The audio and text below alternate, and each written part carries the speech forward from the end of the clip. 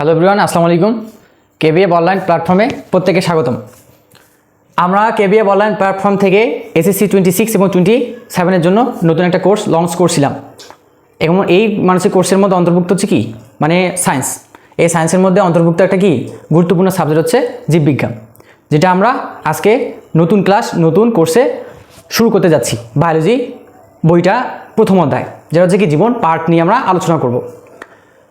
এই অধ্যায়টা যেমন আমাদের কি মানে হচ্ছে সিকিউর জন্য ইম্পর্টেন্ট, অনুরূপভাবে এমসিকিউর জন্য অনেক ইম্পর্টেন্ট। এটা বোর্ড কোশ্চেনে ওভারঅল কি চলে আসে। এখন সুন্দরভাবে যদি আমরা বইটা যদি সুন্দরভাবে পড়াই, দাগায় দাগায় পড়ি এবং এমসিকিউ যদি কোন জায়গা থেকে আসে কোন জায়গা থেকে আসে না, সিকিউ কোন পার্টটা বেশি বেশি ইম্পর্টেন্ট, ওটা যদি আমরা অ্যানালাইসিস সহকারে যদি পড়াশোনা করি তাহলে আমাদের পক্ষে ভালো একটা রেজাল্ট করা সম্ভব। প্লাস সিকিউতে কোন কোন কোশ্চেন আসতে পারে, ক খ গ ঘ আসতে পারে, ওগুলোও কি আমরা যদি সুন্দরভাবে টপিক ওয়াইজ যদি ধরে ধরে পড়ি তাহলে আমরা মেইন পরীক্ষায় আমরা সুন্দরভাবে কি লিখতে পারবো। তাহলে আমি মোহাম্মদ আসাদুজ্জামান আল হাবিব শুরু করতে যাচ্ছি কি এই প্রথম ক্লাস বায়োলজির প্রথম অধ্যায় দিয়ে। প্রথম ক্লাস প্রথম অধ্যায়টা নামটা হচ্ছে কি ভাইয়া দেখো তো, নামটা হচ্ছে কি জীবন পার্ট। অর্থাৎ এখানে কি বলছে, এখানে প্রথম অধ্যায়ের নামটা বলছে কি প্রথম অধ্যায়টার নাম হচ্ছে জীবন পার্ট। আচ্ছা এখানে বলছে কি জীবন এবং পার্ট, একটা অংশ দেওয়া আছে আর এখানে দুইটা অংশ দেওয়া আছে। জীবন বলতে কি বোঝায়, অর্থাৎ যার জীবন আছে তাকে বলা হয় জীবন। অর্থাৎ এখানে বিজ্ঞানী ক্যারোলাস লিনিয়াস জীবজগৎকে দুটি শাখায় ভাগ করেছেন, একটা হচ্ছে প্রাণী জগৎ আর একটা হচ্ছে উদ্ভিদ জগৎ। প্রাণী জগৎ যার প্রাণ আছে তাকে বলা হয় প্রাণী, আর যার প্রাণ নেই তাকে বলা হয় জড় পদার্থ বা কি বস্তু বলা হয়। অর্থাৎ প্রাণীগুলো এক স্থান থেকে অন্য স্থানে চলাচল করতে পারে, অপরদিকে বস্তুগুলো যেহেতু প্রাণ নেই তারা কি এক স্থান থেকে অন্য স্থানে চলাফেরা করতে পারে না, এতটুকুই। তো আমরা একটা নতুন একটা কি অধ্যায় শুরু করতে যাচ্ছি বায়োলজির প্রথম একটা কি অধ্যায়, যেটা নাম হচ্ছে জীবন পার্ট। আমরা সুন্দরভাবে কি বইটা কি সুন্দরভাবে দাগায় দাগায় পড়বো। এমসিকিউ কোথায় থেকে আসে ভাইয়া সুন্দরভাবে কি দাগায় দিবে, তোমরা সুন্দরভাবে নোট ডাউন করে নিবা বইটা।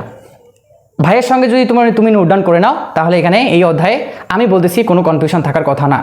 তো সুন্দরভাবে কি আমরা এখন কি ক্লাসটা শুরু করতে যাচ্ছি।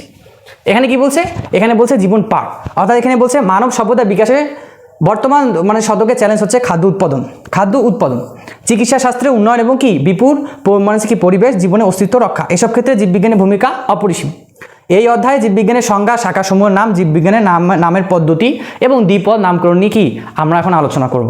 এতটুকুই ভূমিকা তোমরা কি রিডিং দিয়ে দেবা, অর্থাৎ এখান থেকে কোনো এমসিকিউ বা সিকিউ আসতে পারে না। এতটুকুই বলছে যে জীবন পাঠ, আমাদের জীবন যে আছে সেটা জীববিজ্ঞানটা কিসের ক্ষেত্রে প্রযোজ্য হতে পারে, চিকিৎসা ক্ষেত্রে হতে পারে, কৃষি ক্ষেত্রে হতে পারে এবং শিল্প কারখানার ক্ষেত্রে হতে পারে। এতটুকুই জানলে এখান থেকে that will be more than enough. তারপর নেক্সট পার্টে চলে আসি। নেক্সট পার্টে এখানে কি বলছে ভাইয়াপুরা দেখো তো, এখানে অধ্যায়ের শেষে আমরা কি জানতে পারবো।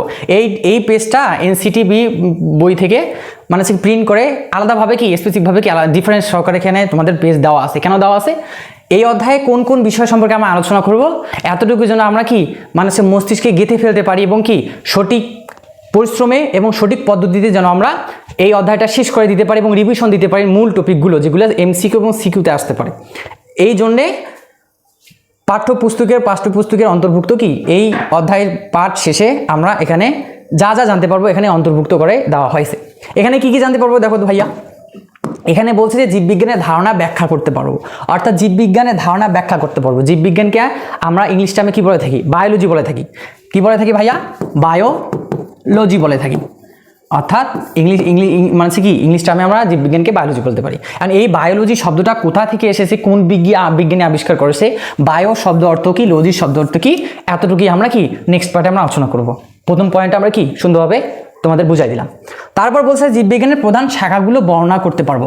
এখন আমি অল্প একটু আগে তো বললাম যে জীববিজ্ঞানের শাখা দুইটা, একটা হচ্ছে কি প্রাণী আর একটা হচ্ছে কি উদ্ভিদ, একটা প্রাণী জগৎ একটা হচ্ছে উদ্ভিদ জগৎ।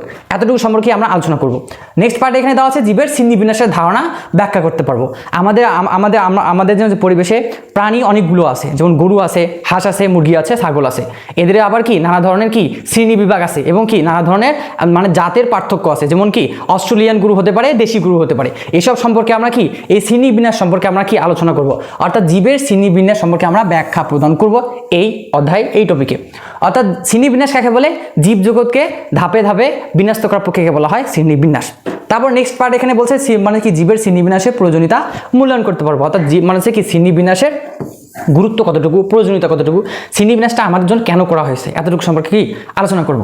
তারপর এখানে বলছে জীবের শ্রেণীবিন্যাসকরণ পদ্ধতি, তুমি যে শ্রেণীবিন্যাসকরণ করবা, আন্তর্জাতিক অনুযায়ী শ্রেণীবিন্যাসের পদ্ধতি আছে 7টা, ঠিক আছে। তো 7টা সম্পর্কে আমরা আলোচনা করব, যেমন ওখানে দেওয়া আছে গণ মানে কি শ্রেণী, বর্গ, গোত্র, গণ, প্রজাতি, এসব সম্পর্কে আমরা আলোচনা করব। তারপর নেক্সট পার্টে দেওয়া আছে দ্বিপদ নামকরণ এবং গুরুত্ব ব্যাখ্যা করতে পারবো। এটা তোমার কি সিকিউর জন্য কি মানে হচ্ছে 100% ইম্পর্টেন্ট। এটা এখান থেকে যদি কোশ্চেন কখনো যদি করে, তাহলে কি এই পার্ট থেকেই সিকিউ ওভারঅল কি চলে আসি, সিকিউতে চলে আসে। তো এটা আমরা সুন্দরভাবে কি মানে হচ্ছে কি আমরা দেখায় সুন্দরভাবে কি নোট ডাউন করে আমরা পড়া শেষ করব। তারপর লাস্ট মুভমেন্ট এখানে বলছে বাস্তব জীবনে জীবের শ্রেণীবিন্যাসের প্রয়োজনীয়তা অনুধাবন করতে পারবো, অর্থাৎ আমরা এই চ্যাপ্টারে কি পড়বো, কি না পড়বো, কোন পার্টটা ইম্পর্টেন্ট, কোন পার্টটা কি ইম্পর্টেন্ট নয়, এতটুকু সম্পর্কে আমরা আলোচনা করবো এবং পড়বো। তো আমরা এখানে কি বিশ্লেষণ করলাম যে কতটুকু আমাদের ইম্পর্টেন্ট। এটা আমরা পড়লাম না, জাস্ট কি অধ্যায়ের মধ্যে কি টপিক আছে এতটুকু সম্পর্কে আমরা আলোচনা করলাম। এখন আমরা মূল টপিকে চলে যাব।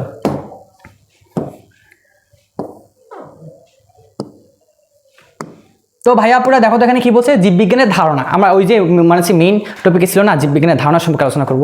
এখানে কি বলছে দেখো, আমরা ছোটবেলা থেকে শুনে এসেছি যে যাদের জীবন আছে তাদেরকে কি বলা হয়, জীব বলা হয়। এখান থেকে তোমার কি সিকিউতে ক নম্বরে আসতে পারে, সিকিউতে ক নম্বরে ভাইয়া আসতে পারে যে জীব কাকে বলে, যাদের জীবন আছে তাদেরকে কি বলা হয়, জীব বলা হয়। তারপর আমরা শুরু করি, আর যেসব জিনিসের জীবন নেই সেগুলো কি বলা হয়, জড় বলা হয়। তাহলে এখান থেকে আমি একটা সিকিউতে তোমার কি ক নম্বরে আর একটা কোশ্চেন পাইলাম, অর্থাৎ যাদের জীবন আছে তাদেরকে জীব বলা হয়, যাদের জীবন নেই তাদেরকে কি বলা হয়, জড় বলা হয়। মোটা দাগে বোঝার জন্য বিশ্বের সব পদার্থকে এরকম দুই ভাগে ভাগ করা যেতে পারে, কিন্তু বিজ্ঞানের সূক্ষ্ম বিচারে কোথাও জড় অচেতনের শেষ আর কোথাও কি জীবনের শুরু, তা অনেক সময় বলা মুশকিল। আসলে জীবনের মানে কি ভিত্তিমূলে কাজ করে পদার্থবিজ্ঞান, রসায়ন। এখানে পদার্থবিজ্ঞান অন্তর্ভুক্ত, রসায়নও কি অন্তর্ভুক্ত, একই নিয়ম যা কিনা জড় জগৎকে নিয়ন্ত্রণ করে। তাই জীব জগৎকে বুঝতে হলে ভৌত বিজ্ঞান তথা পদার্থবিজ্ঞান এবং রসায়ন জ্ঞান থাকা জরুরি। কিন্তু এটা ভাবলে ভুল হবে যে জীববিজ্ঞান জানলে আলাদা করে জীববিজ্ঞানের পাঠ নিষ্প্রয়োজন, বরং মানে কি জীবনকে ভাবা যেতে পারে অনেকগুলো জড় এমন এক জটিল সমাবেশ হিসাবে, যেখানে এই জটিলতার কারণে নতুন কিছু গুণের উদ্ভব ঘটেছে বা আবিষ্কৃত ঘটেছে। ঠিক যেমন হাইড্রোজেন এবং অক্সিজেন মিলে কি পানি গঠিত হয়। এখানে কি বলছে, এখান থেকে কি যদি এমসিকিউ আসে তাহলে এভাবে আসবে যে পানি গঠিত হয় কোন দুটো মৌলের সাহায্যে, কোন দুটো মৌলের সাহায্যে, একটা আছে হাইড্রোজেন, একটা কি হবে, অক্সিজেন হবে। ঠিক আছে, একটা হাইড্রোজেন হবে, একটা কি অক্সিজেন হবে, অর্থাৎ কি H2O গঠন করলো। অর্থাৎ এখানে পানিটা কি নিয়ে গঠিত হয়, পানির সংকেত হচ্ছে কি, আমরা পানির সংকেত কি জানি, আমরা পানির সংকেত জানি যে পানির সংকেত হচ্ছে কি H2O।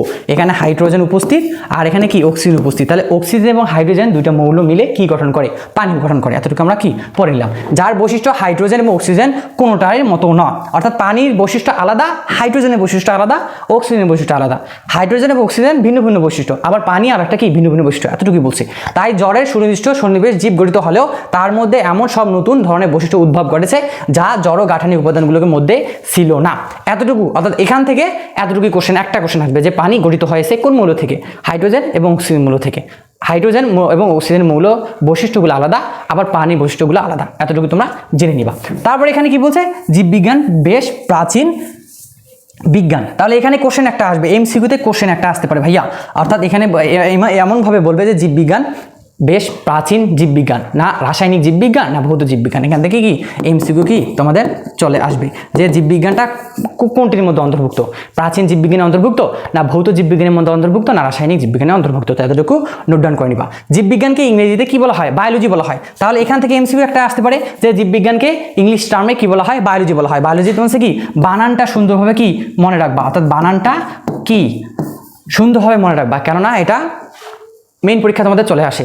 অর্থাৎ আমি যদি এখানে তোমাদের কোশ্চেন করি যে বায়োলজি শব্দের অর্থ কি, বায়োলজি শব্দের অর্থ কি, তাহলে কি বায়োলজি শব্দের অর্থ হচ্ছে কি জীববিজ্ঞান, বা জীববিজ্ঞানে ইংলিশ টার্ম কি বলা হয়, বায়োলজি বলা হয়। এটি গঠিত হয়েছে গ্রিক শব্দ বায়োস, অর্থাৎ কোন শব্দ ভাইয়া দেখো তো, এটি গঠিত হয়েছে গ্রিক শব্দ বায়োস, অর্থাৎ বায়োস বায়োস অর্থ জীবন, বায়োস শব্দ অর্থ কি ভাইয়া দেখো তো, বায়োস শব্দ হচ্ছে কি জীবন এবং লজি শব্দ অর্থ জ্ঞান।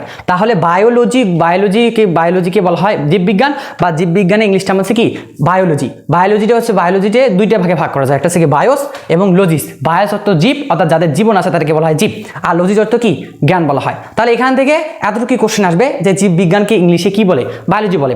বায়োলজি কোন ভাষার শব্দ, গ্রিক ভাষার শব্দ। বায়োলজি তোমার সেই দুইটা পার্ট নিয়ে গঠিত হয়েছে, একটা বায়োস একটা লজিস। বায়োস শব্দের অর্থ কি জীবন, আর লজিস শব্দ কি জ্ঞান। এখান থেকে এতটুকু এমসিকিউ আসবে। তারপর বলছে যে এই শব্দ দুটি সংযোগের মাধ্যমে গঠিত হয়েছে বায়োলজি। যেহেতু চিকিৎসা এবং কৃষি সংক্রান্ত ব্যাপারে জীববিজ্ঞান একটি গুরুত্বপূর্ণ ভূমিকা রয়েছে, সেহেতু সভ্যতার একেবারে আদিকাল থেকে মিশর, গ্রিক, মধ্যপ্রাচ্য, ভারতবর্ষ, চীন সহ বিভিন্ন অঞ্চলে সভ্যতা জীববিজ্ঞান কিছু না কিছু চর্চা হয়েছে। যদিও সেসব চর্চাকে কি আধুনিক বৈজ্ঞানিক পদ্ধতি বিচারে ঠিক জীববিজ্ঞান বলা যায় না, তবুও জ্ঞানের এই শাখা বিকাশের জন্য তা অপরিহার্য। তাহলে ওভারঅল এখান থেকে আমরা এমসিকিউ আকারে আমরা কোন কোশ্চেনটা পাইলাম, এমসিকিউ আকারে আমরা এতটুকু কোশ্চেন পাইলাম যে জীববিজ্ঞান কোনতম শাখা, প্রাচীনতম শাখা না ভৌত শাখা না রাসায়নিক শাখা। আর একটা পাইলাম জীববিজ্ঞানকে ইংলিশে কি বলা হয়, বায়োলজি বলা হয়। বায়োলজি কোন ভাষার শব্দ, গ্রিক ভাষার শব্দ। বায়োস শব্দ অর্থ কি জ্ঞান, বায়োস শব্দ অর্থ হচ্ছে কি জীব, আর লজিস শব্দ অর্থ জ্ঞান। এই ওভারঅল এই পার্ট থেকে এতটুকু কোশ্চেন আসতে পারে, আর বাকিগুলো তোমরা কি গো ফর রিডিং, অর্থাৎ কি রিডিং দিয়ে দিবা। তারপর আমরা কি নেক্সট পার্টে চলে আসি।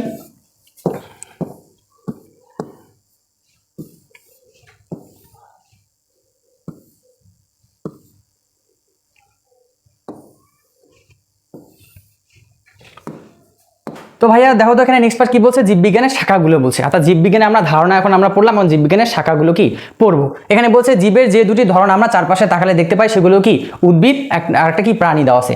একটা উদ্ভিদ দেওয়া আছে, একটা প্রাণী দেওয়া আছে। অর্থাৎ আমরা প্রাণী, গাছগাছালিগুলো হচ্ছে কি উদ্ভিদ। তাই বহুদিন পর্যন্ত জীববিজ্ঞানে পাঠের সুবিধার জন্য একে দুটি শাখায় ভাগ করে নেওয়ার প্রচলন ছিল জীববিজ্ঞানে, এবং একটা উদ্ভিদ বিজ্ঞান, একটা হচ্ছে কি প্রাণী বিজ্ঞান।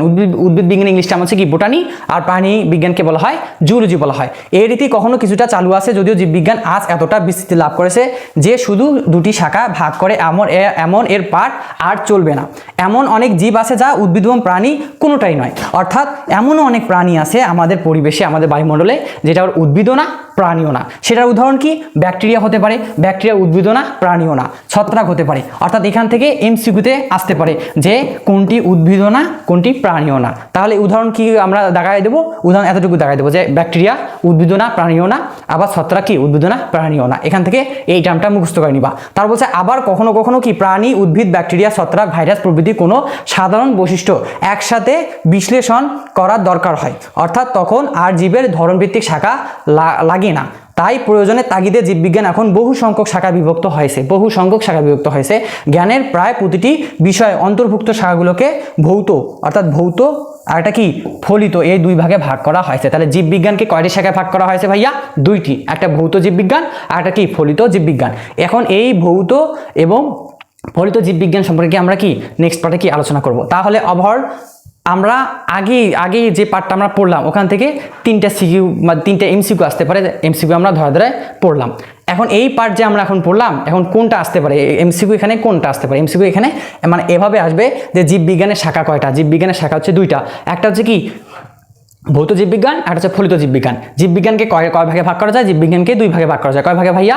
দুই ভাগে ভাগ করা যায়। একটা হচ্ছে কি উদ্ভিদ বিজ্ঞান, আর একটা হচ্ছে প্রাণী বিজ্ঞান। উদ্ভিদ বিজ্ঞানকে বলা হয় ইংলিশ টার্মে বলা হয় বোটানি, আর প্রাণী বিজ্ঞানকে বলা হয় জুলজি। তো এই যে বলছে এখানে যে বলছে যে জীববিজ্ঞানের শাখা হচ্ছে প্রধানত দুইটা, একটা হচ্ছে কি ভৌত আর একটা হচ্ছে ফলিত। এই ভৌত এবং ফলিত কোন কোন শাখাগুলো অন্তর্ভুক্ত নিয়ে গঠিত এবং মানে কাজটা কি এবং আমাদের পরিবেশের মধ্যে কি প্রভাব ফেলে, এখন আমরা কি নেক্সট স্টেপে কি আমরা সুন্দরভাবে পড়ব। তো চলো আমরা নেক্সট স্টেপে চলে যাই।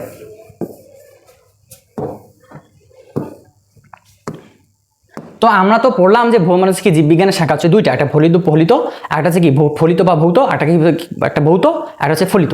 এই ফলিতর মধ্যে ফলিতর মধ্যে অন্তর্ভুক্ত কতগুলো পার্ট দেওয়া আছে, আর ভৌত জীববিজ্ঞান শাখার মধ্যে কতগুলো পার্ট দেওয়া আছে। তো আগে আমরা ফার্স্ট কি পড়ি, ভৌত জীববিজ্ঞানের শাখাগুলো কি সুন্দরভাবে পড়ে নিই। এখানে বলছে ভৌত জীববিজ্ঞানের শাখা তত্ত্বীয় বিষয় নিয়ে আলোচনা করা হয়। এটা তোমরা কি সুন্দরভাবে কি মনে রাখবা।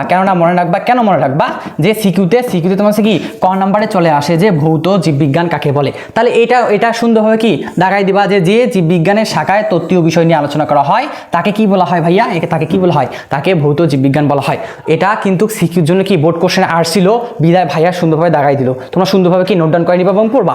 অর্থাৎ ভৌত জীববিজ্ঞান কাকে বলে, ভৌত জীববিজ্ঞানের শাখা তত্ত্বীয় বিষয় নিয়ে আলোচনা করা হয়, অর্থাৎ যে শাখায় মানে হচ্ছে কি তত্ত্বীয় বিষয় নিয়ে আলোচনা করা হয় তাকে আমরা কি বলে থাকি, ভৌত জীববিজ্ঞান বলে থাকি। এতে সাধারণত নিচে উল্লেখিত শাখা বিন্যস্ত আকারে কি বিশ্লেষণ করানো হলো। প্রথম পার্টটা হচ্ছে কি অঙ্গ সংস্থান বিদ্যা, একে কি বলা হয়, মোর বায়োলজি বলা হয়। এই টার্মগুলো কিন্তু তোমার হচ্ছে কি সিকিউর জন্য যেমন ভেরি ভেরি ইম্পর্টেন্ট, আর অপরদিকে তোমার হচ্ছে কি এমসিকিউর জন্য ভাইয়া কি অনেক ইম্পর্টেন্ট, ঠিক আছে, এগুলো কিন্তু অনেক ইম্পর্টেন্ট এই পার্টটা, অর্থাৎ কি ভৌত জীববিজ্ঞানের শাখার মধ্যে কোনগুলো অন্তর্ভুক্ত নয়, কোনগুলো অন্তর্ভুক্ত হতে পারে, আবার ফলিত জীববিজ্ঞানের শাখার মধ্যে কোনগুলো অন্তর্ভুক্ত হতে পারে, কোনগুলো অন্তর্ভুক্ত নয়, এর কাজগুলো কি, এগুলো কিন্তু তোমাদের জন্য কি সিকিউ এবং এমসিকিউর জন্য কি অনেক অনেক ইম্পর্টেন্ট। তো সুন্দরভাবে ভাইয়ের সঙ্গে পড়ে নিবা। এখানে আমরা অ্যাট ফার্স্ট কি মানে চলে আসলাম কোথায়, অঙ্গ সংস্থানে চলে আসলাম। অর্থাৎ আমাদের অঙ্গ প্রত্যঙ্গ আছে, আমাদের শরীরের মধ্যে অঙ্গ প্রত্যঙ্গ কি, আমাদের শরীরের মধ্যে অঙ্গ প্রত্যঙ্গ হচ্ছে কি হাত, পা, চোখ, নাক, মুখ, ফুসফুস, যকৃৎ, অনেক অঙ্গ প্রত্যঙ্গ আছে, ঠিক আছে না।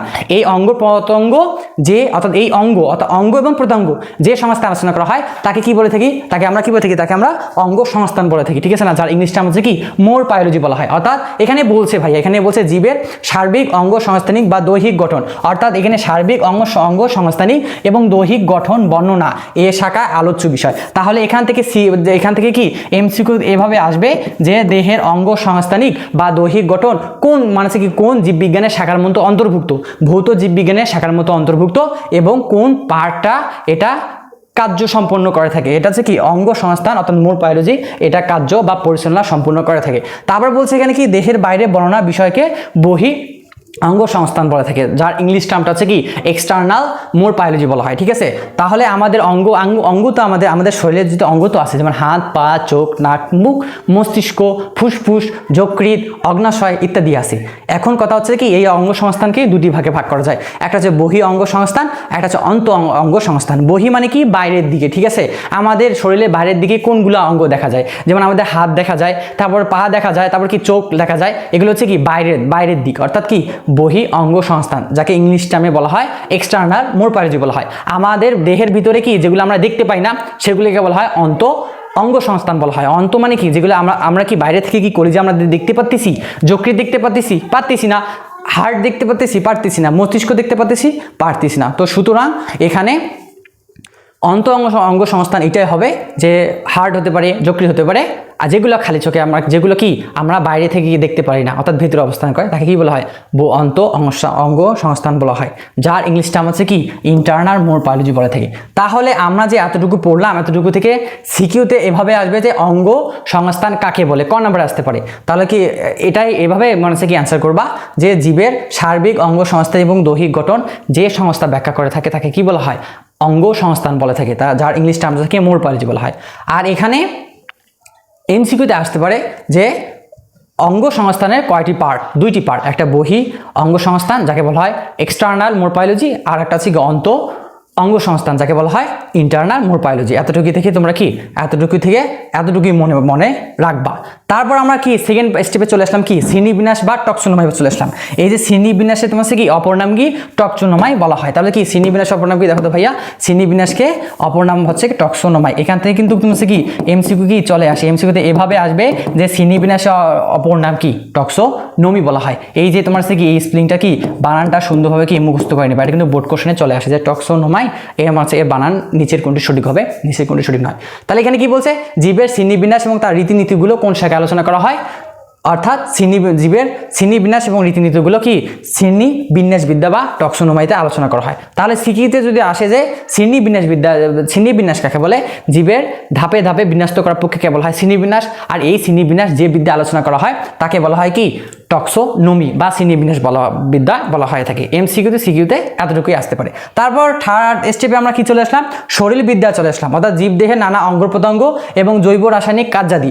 জীবদেহে নানা অঙ্গ প্রত্যঙ্গ, আমাদের অঙ্গ আছে প্রত্যঙ্গ আছে, এগুলো আমাদের কি প্রাত্যহিক জীবনে কাজে কর্মে আমরা কি ব্যবহার করতেছি, এতটুকু বলছে। জীবদেহে নানা অঙ্গ প্রত্যঙ্গ, জৈব রাসায়নিক কার্যাদি, অর্থাৎ কি একটা ভৌত দেওয়া আছে, একটা জৈব রাসায়নিক কার্যাদি দেওয়া আছে, অর্থাৎ যেমন কি শ্বসন, অর্থাৎ কি রেশন এবং কি সালোক সংশ্লেষণ। অর্থাৎ শ্বসনটা কি আমরা যে পরিবেশ থেকে কি এখানে শ্বসন পার্টটা তোমরা কি বুঝছো, ভাইয়া বুঝা দিচ্ছে সুন্দরভাবে কি শুনো। এখানে বলছে জৈব রাসায়নিক কার্যাদি যেমন কি শ্বসন, অর্থাৎ কি আমরা শ্বাস গ্রহণ করতেছি, অর্থাৎ কি পরিবেশ থেকে আমরা অক্সিজেন গ্রহণ করতেছি এবং ফুসফুস থেকে আমরা কার্বন ডাইঅক্সাইড কি পরিবেশে ত্যাগ করতেছি, এতটুকু করার প্রক্রিয়াকে বলা হয় শ্বসন প্রক্রিয়া বলা হয়। তারপর বলছে রেশন প্রক্রিয়া বলা হয়, ঠিক আছে না? যেমন আমরা প্রস্রাব পায়খানা করি না, অর্থাৎ দেহ থেকে অতিরিক্ত নাইট্রোজেন ঘটিত বজ্র পদার্থ দেহ থেকে অপসারণ করার প্রক্রিয়াকে বলা হয় রেশন বলা হয়। এই রেশন পার্টটা মুখস্থ করবা। তারপর যে সালোক সংশ্লেষণ প্রক্রিয়া কাকে বলে? সালোক সংশ্লেষণ তোমাদের একটা কি অধ্যায় দেওয়া আছে, ওটা কি ভাইয়া সুন্দরভাবে বলছে কি পড়াই দিবে। সালোক সংশ্লেষণ কাকে বলে? অর্থাৎ কি সবুজ উদ্ভিদ কি মানে হচ্ছে কি পানি এবং কার্বন ডাইঅক্সাইড এবং আলো এবং ক্লোরোফিলের সাহায্যে শর্করা জাতীয় খাদ্য তৈরি করার প্রক্রিয়াকে বলা হয় সালোক সংশ্লেষণ। তাহলে এই তিনটা পার্ট ভাইয়া তোমরা বুঝছো ভাইয়া পুরা। অর্থাৎ শ্বসন কাকে বলে? আমরা শ্বাস গ্রহণ করতেছি, এটাকে বলা হয় শ্বসন। আর রেশন কাকে বলে? বজ্র পদার্থ নিষ্কাশন করার প্রক্রিয়াকে বলা হয় রেশন। আর সালোক সংশ্লেষণ কাকে বলে? উদ্ভিদ যে প্রক্রিয়ার মাধ্যমে শর্করা জাতীয় খাদ্য উৎপাদন করে তাকে বলা হয় সালোক সংশ্লেষণ। অর্থাৎ এখান থেকে এমসিকিউতে এভাবে আসবে যে শ্বসন, রেচন, সালোক সংশ্লেষণ কোন বিদ্যা আলোচনা করা হয়? শরীর বিদ্যা আলোচনা করা হয় এবং কোন শাখার মধ্যে অন্তর্ভুক্ত? ভৌত জীববিজ্ঞান শাখার কি মধ্যে অন্তর্ভুক্ত। আবার এখানে কি বলছে? এখানে বলছে যে ইত্যাদি বিষয় এ শাখা আলোচিত। এছাড়া জীবনের যাবতীয় শরীরবৃত্তীয় কাজের বিবরণ এ শাখায় দেওয়া হয়। তাহলে এখান থেকে আমরা দুইটা এমসিকিউ জানলাম। অর্থাৎ জীবদেহের নানা অঙ্গ প্রত্যঙ্গ কোন শাখা আলোচনা করা হয়? ভৌত শাখা আলোচনা করা হয়। এবং কোন বিদ্যা আলোচনা করা হয়? শরীর বিদ্যা আলোচনা করা হয়। এতটুকু জানলে that will be more than enough. তারপর এখানে নেক্সট পার্ট কি বলছে ভাইয়া? নেক্সট পার্ট এখানে কি বলছে? চলো আমরা এখন নেক্সট পার্টে কি ঢুকে পড়ি।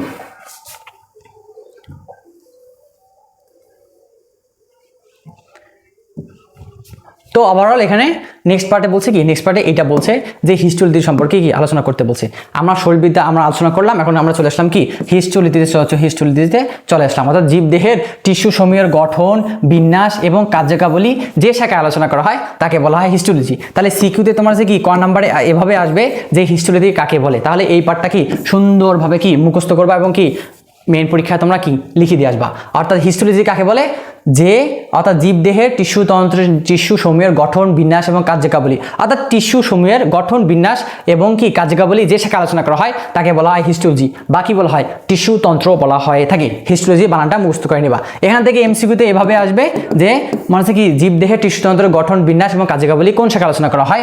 হিস্টোলজিতে আলোচনা করা হয়। তারপর নেক্সট স্টেপে আমরা চলে আসলাম কি ভ্রূণবিদ্যা চলে আসলাম, যাকে বলা হয় এমব্রায়োলজি বলা হয় থাকে। জনন কোষের উৎপত্তি, তাহলে কি জনন কোষের উৎপত্তি, নিষিক্ত জাইগোট থেকে ভ্রূণের সৃষ্টি এবং গঠন, পরিস্ফুটন, বিকাশ প্রভৃতি নিয়ে শাখায় আলোচনা করা হয়। তাহলে এমসিকিউতে এভাবে আসতে পারে যে ভ্রূণবিদ্যার মধ্যে অন্তর্ভুক্ত হয় কোনগুলো? জনন কোষের উৎপত্তি হতে পারে, নিষিক্ত জাইগোট হতে পারে, ভ্রূণের সৃষ্টি হতে পারে, গঠন, পরিস্ফুটন এবং কি বিকাশ হতে পারে। বা এভাবে আসবে যে জনন কোষের উৎপত্তি, নিষিক্ত জাইগোট এবং ভ্রূণের সৃষ্টি, পরিস্ফুটন, বিকাশ প্রভৃতি কোন শাখার মধ্যে অন্তর্ভুক্ত বা কোন বিদ্যা আলোচনা করা হয়? ভৌত শাখার মধ্যে অন্তর্ভুক্ত এবং কি ভ্রূণ বিদ্যা আলোচনা করা হয়। ভ্রূণ বিদ্যার ইংলিশ টার্মটা কি বলা হয়?